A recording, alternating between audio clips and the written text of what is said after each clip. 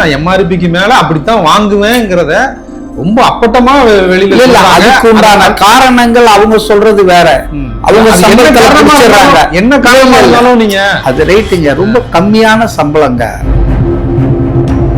இவங்களுக்கு இருக்கிற பிரத்யேகமான சூழ்நிலை, பாட்டில்கள் காணாம போறது. நீங்க வந்து அரசு ஊழியர்கள் எல்லாருமே ஒரு நீங்க இறப்பு சான்றிதழுக்கு வருமான வரி சான்றிதழுக்கு ஒரு 1000 ரூபாய் வாங்கிக்கலாம் அப்படின்னு சொல்றீங்களா? இந்த ஊத்தி கொடுக்குற வேலையெல்லாம் அரசாங்கத்தின் வேலை இல்லைங்க. அரசாங்கம் என்பது வெல்ஃபேர் ஸ்டேட், மக்களின் நலனில் மக்களின் வாழ்க்கை மேம்பாட்டு திட்டங்களை தான் செய்யணும்.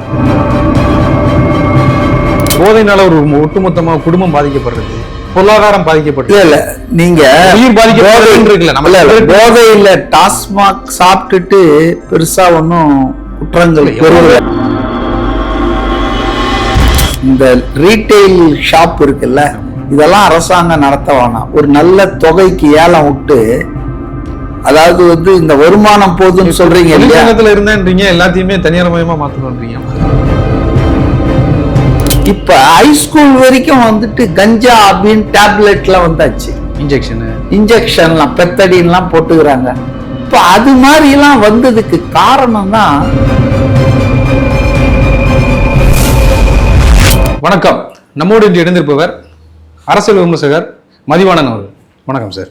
வணக்கம் சார். 4 நாட்கள் ஆயிடுச்சு தாவேகா அரசவைக்கு வந்து.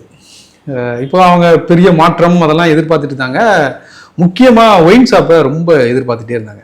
ஆனால் இப்போ வரைக்கும் 10 ரூபாங்கிற பிரச்சனை தொடர்ந்துக்கிட்டே தான் இருக்குது. அது 20 ரூபாயா கூடி இருக்குது அப்படிங்கிற குற்றச்சாட்டை எதிர்கட்சிகளும் வச்சுட்டு இருக்காங்க. எல்லாருமே அதை சொல்லிட்டு தான் இருக்காங்க. நிறைய வீடியோஸும் வந்துக்கிட்டே இருக்கு. அதை சரி பண்ணவே முடியாதா? அந்த அளவுக்கு சிக்கலாக இருக்குதா? அதாவது வந்துங்க, இப்போ நீங்கள் அவங்க வந்து அரசு ஊழியர்கள் இல்லை. டாஸ்மாக் வந்து அரசு நிறுவனம். ஆனால் அதில் செய்கிற ஊழியர்கள், அந்த ரீட்டைல் ஷாப்லாம் இருக்கிறவங்க சாதாரண ஆட்கள், ஒப்பந்த அடிப்படையில் தான் இருக்காங்க. அவங்க அரசு ஊழியர் ஆக்கணும்னு கோரிக்கைலாம் வச்சுட்டு இருக்காங்க, போராடுறாங்க. ஆனால் அவங்க அரசு ஊழியர்கள் இல்லை ஆஸ் ஆஃப் நவ், இன்றைய தேதியில். அப்போ அவங்க என்ன பண்ணுறாங்கன்னு சொன்னால், அதாவது அவங்களுக்கு சில நஷ்டங்கள் வருதுன்றாங்க. அவங்க சைடு நியாயம். அதாவது ஏன் இந்த மாதிரி வசூல் பண்ணுறீங்க அப்படின்னா, இப்போ ஈரோடு பக்கத்தெல்லாம் ஒரு 2 நாள் ஸ்ட்ரைக்கே பண்ணாங்களா, சேலமா ஈரோடோ மாவட்டம் பூரா பண்ணாங்க. பேச்சுவார்த்தை கூட நடந்தது. அதுக்கப்புறம் அந்த காலி பாட்டில் வாங்கிறது, அதுக்கான மெத்தடெல்லாம் கொஞ்சம் அந்த அமைச்சர் உட்காந்து போய் சரி பண்ணார். ஸோ இது ஒரு அக்ராஸ் த டேபிள் உட்காந்து பேசி தான் சால்வ் பண்ணணும். அங்கேயும் சங்கங்கள் இருக்கு, டாஸ்மாக் ஊழியர்களுக்குன்னு நிறைய சங்கங்கள் இருக்கு, ரொம்ப பொறுப்புள்ள சங்கங்களும் இருக்குங்க.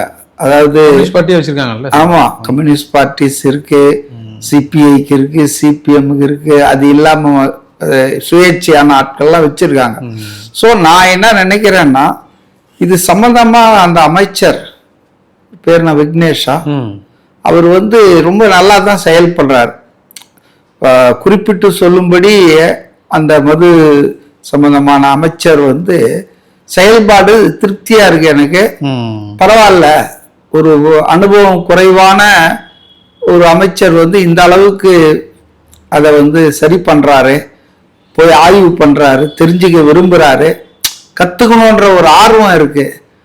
அப்ப அந்த அடிப்படையில் அவர் என்ன செய்யலாம்னு நான் நினைக்கிறேன்னா, யூனியன் லீடர், நானும் ஒரு ட்ரேட் யூனியன் லீடர்ன்றதால இந்த டாஸ்மாக்ல இருக்கக்கூடிய சங்கங்கள் எல்லாத்தையும், பெருசு சிறுசு எல்லாத்தையும், அந்த தலைவர்களை வர வச்சு, இவர் வந்து சென்னைக்கு வர வச்சோ இல்லை ஒரு இடத்துல போய் எல்லாரையும் சந்திச்சு இதுக்கு எப்படி பிரச்சனைக்கு தீர்வு அப்படின்றத விவாதித்து சரி பண்ணலாம்னு நான் நினைக்கிறேன். அதாவது இது ஏதோ ஒரு நியர் மாமூலு ஊழல்னு சொல்லிட முடியாதுங்க. அப்படி அப்பட்டமா வெளியில தெரியுது இல்லை உங்களுக்கு? அதாவது நான் எம்ஆர்பிக்கு மேல அப்படித்தான் வாங்குவேங்கிறத ரொம்ப அப்பட்டமா வெளியில. அதுக்கு உண்டான காரணங்கள் அவங்க சொல்றது வேற. அவங்க என்ன காரணமா இருந்தாலும் நீங்க அது ரைட்டுங்க, ரொம்ப கம்மியான சம்பளங்க. அவங்களுக்கு பெருசா ஒன்னும் 20,000 30,000 வேற என்ன பண்ணுவாங்க?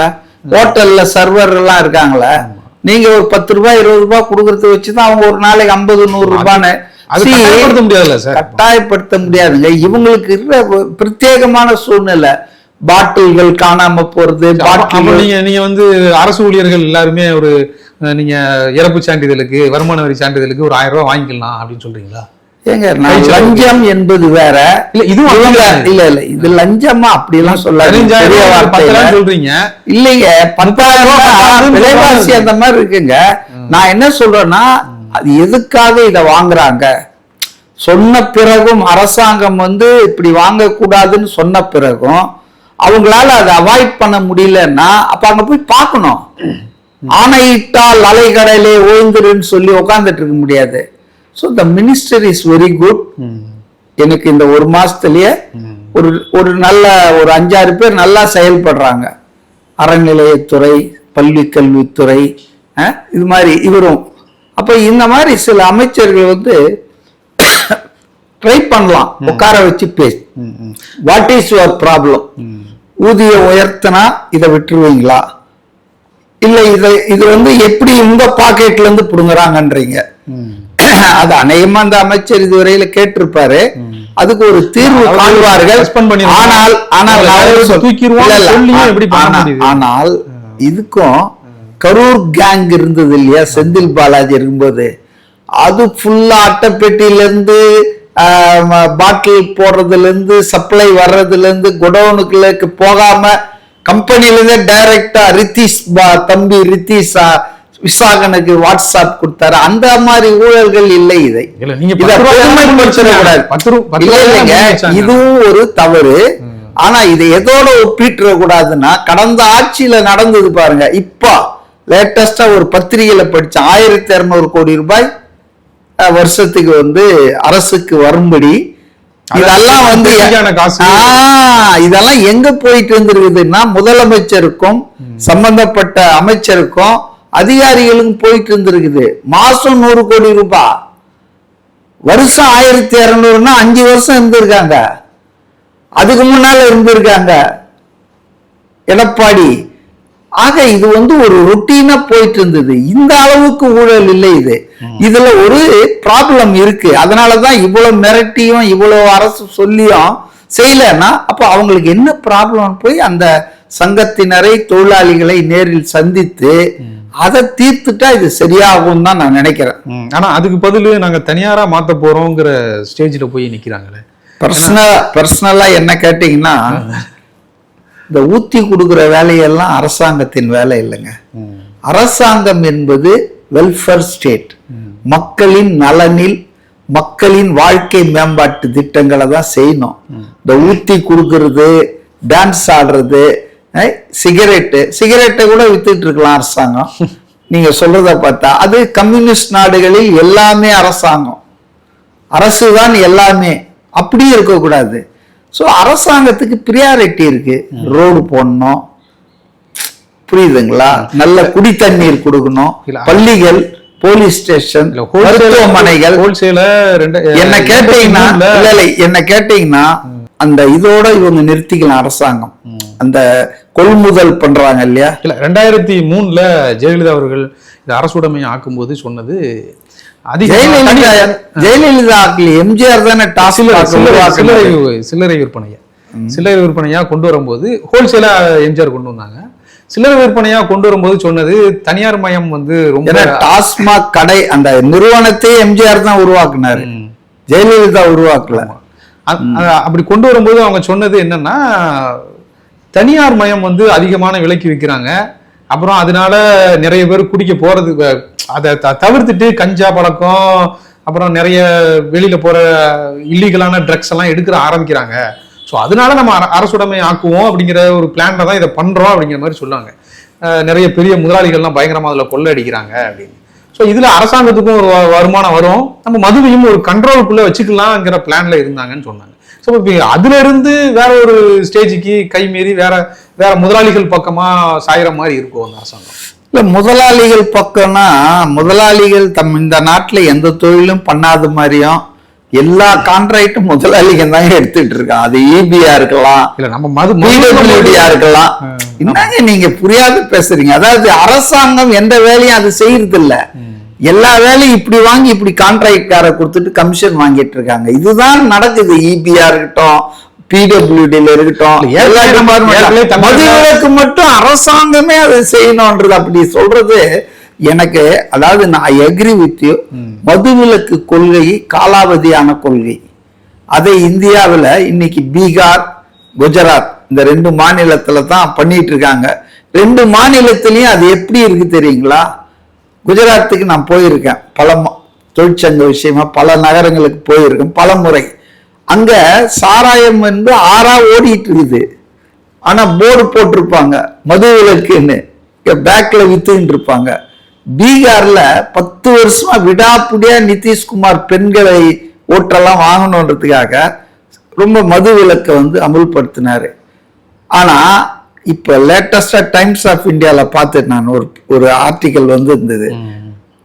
அதிகமா இருக்காங்க, குடிக்கிறவங்க அதிகமா இருக்காங்க.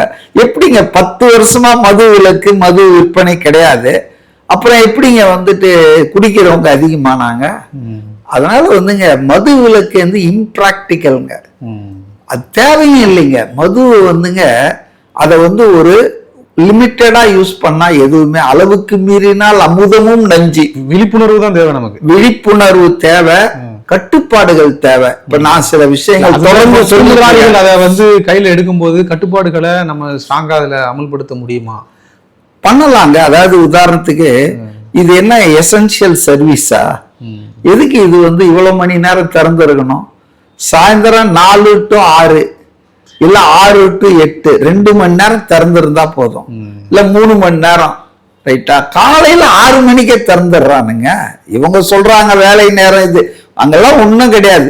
நீங்க வேலை நேரத்துக்கு முன்னாலன்னா பிரீமியம் இன்னொரு 100 ரூபாய் கொடுத்தீங்கன்னா ராத்திரி 12 மணிக்கும் கிடைக்குது. ஸோ என்ஃபோர்ஸ் பண்ணும் வாட், அதாவது இது ஒரு அத்தியாவசியம் கிடையாது, இது ஒரு லக்ஸரி வஸ்து தான், போதைப் பொருள் தான். இது வந்து சிகரெட்டை தடை பண்ண முடியல, அப்போ உங்களுக்கு இதை தடை பண்றாங்களா? இது போடுறாங்களா நார்த் இந்தியா பான் பராக் அது இதுன்னு.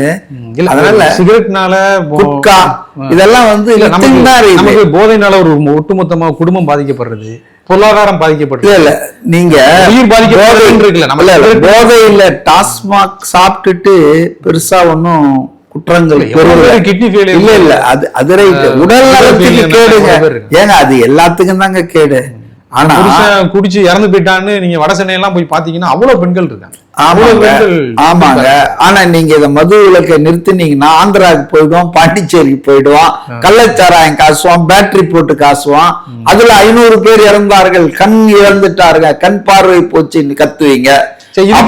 தனியார் மயம் இதுக்கு எப்படி தீர்வாகும்? இல்ல தனியார் மயம் இல்ல, நான் என்ன சொன்னேன், இந்த ரீட்டைல் ஷாப் இருக்குல்ல, இதெல்லாம் அரசாங்கம் நடத்த வேணாம். ஒரு நல்ல தொகைக்கு ஏலம் விட்டு, அதாவது வந்து இந்த வருமானம் போதுன்னு சொல்றீங்க இல்லையா, இருந்தேன்றீங்க, எல்லாத்தையுமே தனியார் மயமா மாத்தணும்ன்றீங்க. எங்க தனியார் செய்ய வேண்டியது தனியார் செய்யட்டோங்க, அரசாங்கத்துக்குன்னு ஒரு கடமை இருக்குங்க, அது ஊத்தி கொடுத்துட்டு இருக்க வேணான்னு தான் நான் சொல்றேன். அரசாங்கம் வந்து இப்ப என்ன தெரியுமா, பிஎஸ்என்எல் இருக்கிற எல்லா வேலையும் தனியார் கூப்பிட்டான். நான் சொல்றேன் அஸ் எ லீடர், பிஎஸ்என்எல்ல இருக்க தபால் ஆபீஸ்ல செய்ய வேண்டியதெல்லாம் தனியார் கூப்பிட்டானுங்க. ஆனா என்ன பண்ணிட்டு இருக்கான், சாராயத்தை டாஸ்மாக்ல ஊத்தி கொடுக்குற வேலை அரசாங்கம் செய்யணும்ன்றான். நான் priority, what is a priority for the government? ஒரு அரசாங்கத்துக்கு மக்கள் நலத்திட்டங்கள் இந்த மேம்படுத்துறது மாநிலத்துல இதை தான் பண்ணணும். அவங்க வாழ்க்கை தரத்தை உயர்த்தணும், வருமானத்தை உயர்த்தணும். இதுக்கான முயற்சிகளை பண்ற நேரத்துல நீங்க இதெல்லாம் செய்ய வேணாம், இதெல்லாம் தனியார் கிட்ட விடலாம். நீங்க ஏற்கனவே எல்லாத்தையும் தனியார் கிட்ட தான். தூய்மை பணியாளர் ஒண்ணு கேக்குறேன், தூய்மை பணியாளர் வந்து ஏன் வந்து தனியார் கூட்டாங்க திமுக ஆட்சியில? அண்ணா திமுக ஏதோ 4 ஜோன் விட்டான், அதை எதிர்த்தாங்க எதிர்கட்சியா இருந்தது. அதுக்கப்புறம் இவங்க வந்த உடனே இவங்க ஜோனா விட்டாங்க கான்ட்ராக்டுக்கு. அது அந்த தொழிலாளிகள் போராடினாங்க கொட்டும் மழையில் வெயில்ல பிளாட்பாரத்துல. எனக்கே ரொம்ப வருத்தமா இருந்தது. அப்போ வந்து அந்த அரசுடைமையா மாத்துவாங்க, அரசு ஊழியர்களா மாத்துவாங்க பண்ணணும்ன்ற. அதாவதுங்க அந்த தூய்மை பணியாளர் போராட்டத்துக்கு தாவேக்கா ஆதரவு தெரிவித்தது. விஜய் வரேன்னு சொல்லி இருந்தாரு, ஆனா பிரச்சனை ஆகும்னு சொல்லிட்டு இவங்களே அந்த தொழிற்சங்கமே வந்து நாங்க எங்க பிரதிநிதிகளை அனுப்புறோம், நீங்க இங்க வந்தா ஏற்கனவே எங்க மேல ஸ்டாலின் அரசு காண்டில் இருக்குது, நாங்க இங்க உட்காரவே விட மாட்டாங்க, எங்களை தூயின் போயிடுவாங்கன்னு சொல்லி அவங்க கேட்டுக்கொண்டதுக்கு அங்க வரல. பட் இருந்தாலும் ஆதவ அர்ஜுனா, நிர்மல் குமார் இப்படி சில பேர் போய் ஹெல்ப் எல்லாம் பண்ணாங்கன்னு வச்சுங்க, தப்பு கிடையாது. ஆக அந்த போராட்டத்துக்கு ஆதரவு தெரிவித்தவர், பரந்தூர் போராட்டத்துக்கு விமான நிலையத்துக்கு ஆதரவு தெரிவித்தார். இன்னைக்கு என்ன நிலைமை தெரியுமா? அந்த விமான நிலையம் டிராப் ஆக போகுது. சோ விஜயை பொறுத்தவரையிலங்க ஒரு விஷயத்துக்கு சும்மா எதிர்கட்சியா ஸ்டாலின் மாதிரி எவன் போராடினாலும் உங்களுக்கு ஓல்டு பென்ஷன் ஸ்கீம் தருவேன், உங்களுக்கு நிரந்தரம் படுத்துவேன்னு சொல்லிட்டு ஆட்சியில போய் அமைதியா உட்கார்ந்துட்டு இருப்பாரு. கோயம்பேடுல இதே மாதிரி ஒரு தனியார் பார்ல 17 வயசு 18 வயசு பசங்களெல்லாம் உள்ள விட்டு அவங்க இடையிலேயே 2 பொண்ணு டான்ஸ் பார் நிர்வாகின்னு கூட சொன்னாங்க. இந்த மாதிரி கண்ட்ரோல் இல்லாம இருக்குது. திமுக கொடி கட்டி போச்சு நாங்க அந்த கார் திமுக கொடி பார் இப்படி அதுக்கெல்லாம் வந்து கலர் போட வேணாம். நான் என்ன சொல்றேன்னா அது ரொம்ப மோசம். மனிதனை மிருகமாக்கி இருக்கு பாருங்க. முன்னால போற அந்த லேடி டான்ஸ் ஆட மறுத்ததுன்றதுக்காக இவன் கார்ல போய் அடிச்சு அதை தூக்கி எறிஞ்சு வியாபாரத்துக்காக இந்த மாதிரி இளைஞர்களையும் அவங்க பயன்படுத்துறதுக்கான வாய்ப்பு அதிகமா இருக்குல்ல. அதனால என்ன சொல்ல வரீங்க? மது அதிகமா இருக்கு. இல்ல மது விலக்கு அமுல்படுத்தலாம்னு சொல்றீங்களா? இல்ல மதுவை அரசாங்கமே வித்துறீங்களா? நீங்க தெளிவா சொல்லுங்க. என்ன பொறுத்தவரை நான் என்ன சொல்றேன், கையில் எடுத்ததுக்கான மது விலக்கு மதுவை கையில எடுத்து தப்பான முடிவுங்க. மதுவை வந்து கையில எடுத்தது தப்பான முடிவுங்க. ஆனா மது விலக்கு அமுல்படுத்த கூடாதுங்க, குறைக்கலாம்ல. அதுதான் நான் சொல்றேன். அரசாங்கம் இப்ப இத வந்து தனியார் கையில ஒரு ஏலத்துல நல்ல ஏலத்துல விட்டுட்டு ஒர்க்கிங் ஹவர்ஸ கம்மி பண்ணணும். இப்பவே சிலதெல்லாம் பண்ணியிருக்காங்க. 21 வயசுக்கு கீழே இருக்கிறவங்களுக்கு அதை கொடுக்க கூடாதுன்னு. நான் இன்னும் ஃபர்தரா போறேன். ரேஷனிங் கொண்டு வரணும். ஒரு ஆளுக்கு ஆதார் அட்டையை காட்டணும். ஒரு ஆளுக்கு ஒரு வாரத்துக்கு இவ்வளவுதான். நீ குடிச்சு குடிச்சு உன் லிவரை கெட்டு போய் குடும்பம் நாசமாகுது. மிலிட்டரி கேண்டியன் மாதிரி. ஆமா ஆமா ஆமா. ஒரு 2 பாட்டில் கொடுப்பாங்க மாசத்துக்கு, ஏதோ அதை அவங்க வெளியே வாங்கிட்டு வந்து வித்துருவாங்க. ஆனா அது மாதிரி ரேஷனிங் பண்ணணும். ஏங்க அத்தியாவசிய பருப்பு அரிசி எல்லாம் ரேஷன்ல கொடுக்குறீங்க, இது மட்டும் என்ன லிபரலா எத்தனை பாட்டு பணம் இருந்தா அப்படியே வாங்கி வச்சுக்கலாமா? சோ அதை கம்மியா பண்ணணும். உடனே ஒரே நாள்ல நடக்காது. ஸோ கண்ட்ரோல் பண்ணும். ஒர்க்கிங் ஹவர்ஸ் அதை கம்மி பண்ணோம். சாட்டர்டே சண்டே முடியலான்ற 5 டே ஒர்க்கிங் போதும். என்ன 7 நாளும் திறந்து வச்சுக்கிட்டே. அதே போல வயசு இந்த 21 வயசு ரெஸ்ட்ரிக்ஷன் பண்ணணும். எங்க அடல்ட்ஸ் ஒன்லி படமே நாங்களாம் சின்ன பையனா இருக்கும்போது இந்த உமா தியேட்டர் படம் பார்க்க போனா டாக்டர் நோ பார்க்க போவேன். ஹைட் பார்ப்போம், வயசு என்ன பண்ணுவோம், ஓனர் நின்றுக்கிட்டு நின்று இது அடல்ட்ஸ் ஒன்லி படம் போப்பான்னு துரத்து. அப்படி ஒரு எத்திக்ஸ் இருந்தது பிசினஸ்ல, ஒரு அறம் இருந்தது. வியாபாரத்துல லாபம் வரணும்ன்ற வியாபாரிகள் ஒரு அறத்தை பார்த்தாங்க. இன்னைக்கு அப்படி இல்லை. அடுத்தவன் தாலி அறுத்தாவது எனக்கு லாபம் வேணும்ன்ற ஒரு கொள்ளைக்கார பசியோடு இருக்காங்க. அதனாலதான் பயமா இருக்கு. அதனால என்னை பொறுத்தவரையில கட்டுப்படுத்தணும், ரேஷனிங் பண்ணணும், விலையை கூட்டணும், சகட்டு மணிக்கு வெளியே கூட்டணும். நீங்க வந்து பாலுக்கு விலையை ஏற்றிட்டு இருக்கீங்க, பெட்ரோலுக்கு ஏற்றிட்டு இருக்கீங்க, இதுக்கு ஏத்துங்கன்றான். எவன் முடியுதா உடனே என்ன சொல்லுவாங்க தெரியுமா? அதுக்கு ஒரு காரணம், மலிவு சாராயத்துக்கு போயிட்டாங்க, பாக்கெட் சாராயத்துக்கு ஆந்திரால இருந்து வந்துடுச்சு, இங்க விலை ஜாஸ்தி. அதாவது ரொம்ப டிக்லிஷான இஷ்யூங்க இது.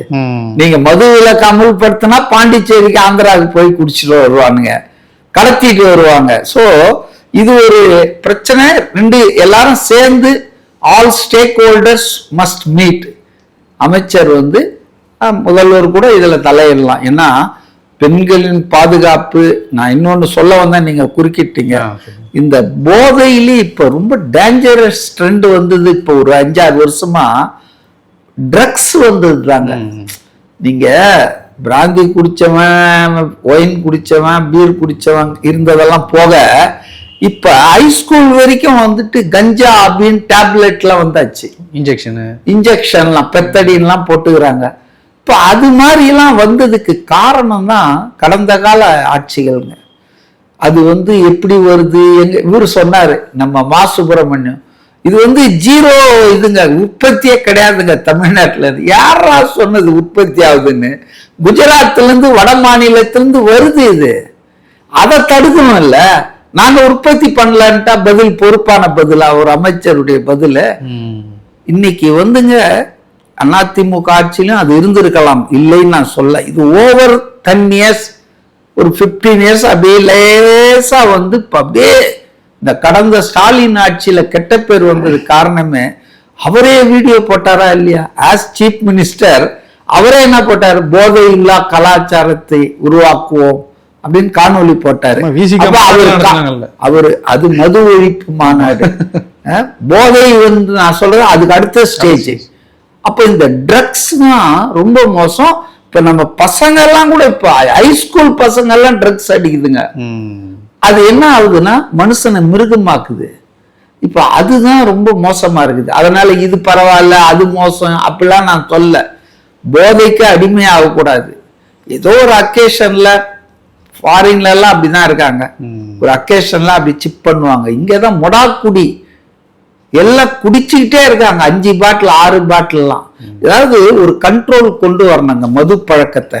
அதுக்கு அரசுக்கும் கடமை இருக்கு, சமூகத்துக்கும் கடமை இருக்கு, மற்ற அந்த இதெல்லாம் இருக்குல்ல, தொழிற்சங்கங்கள், அமைப்புகள், பிரச்சனை. ஆமா ஆமா, இதுல ஒரு அரசாங்கம் வந்து தடி எடுத்து எல்லாம் பண்ணிட முடியாதுங்க. திமுகவுக்கும் அப்படித்தானே.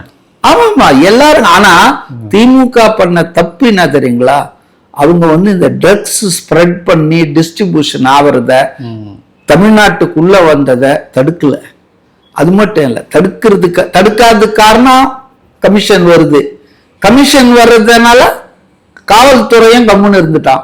ஆளுங்கட்சி பிரமுகர்கள் இதுல ஈடுபட்டிருக்காங்கன்னு காவல்துறை என்ன பண்ணுவான், சரி எனக்கு ஏதாவது கொடுப்பா, கமிஷன் வாங்கிட்டு விட்டான்.